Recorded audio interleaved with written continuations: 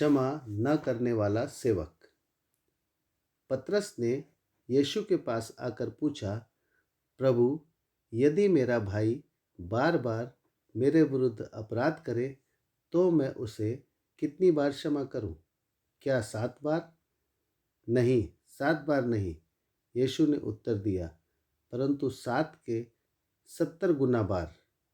तुम्हें सदा क्षमा कर देना चाहिए, क्योंकि परमेश्वर भी हमारे साथ ऐसा ही व्यवहार करता है।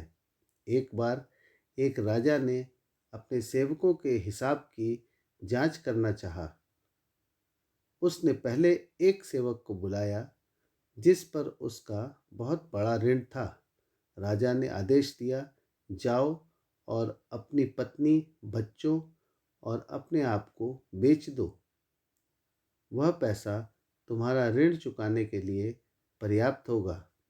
सेवक ने अपने घुटनों पर गिरकर राजा से प्रार्थना की, कृपया मुझे कुछ और समय दीजिए, मैं आपको सारा ऋण चुका दूंगा।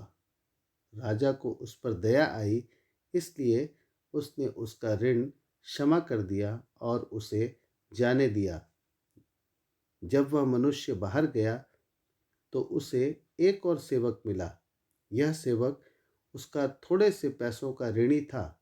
पहले सेवक ने उसका गला पकड़कर कहा, मेरा ऋण चुका। दूसरा सेवक उसके पैरों पर गिड़गिड़ा कर,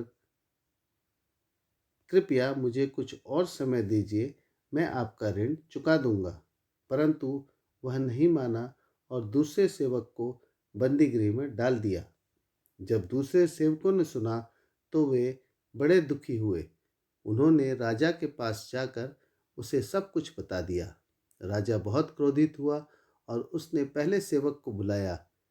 हे निकम्मे मनुष्य, उसने कहा, जब तू ने मुझसे प्रार्थना की, मैंने तुझ पर दया की, तेरा सब ऋण क्षमा कर दिया, तो तुझको भी उस दूसरे सेवक पर दया करनी चाहिए थी।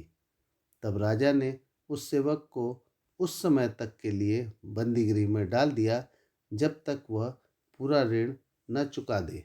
यीशु ने कहा, मेरा पिता परमेश्वर भी तुम्हारे साथ ऐसा ही व्यवहार करेगा यदि तुम अपने भाई को हृदय से क्षमा नहीं करोगे।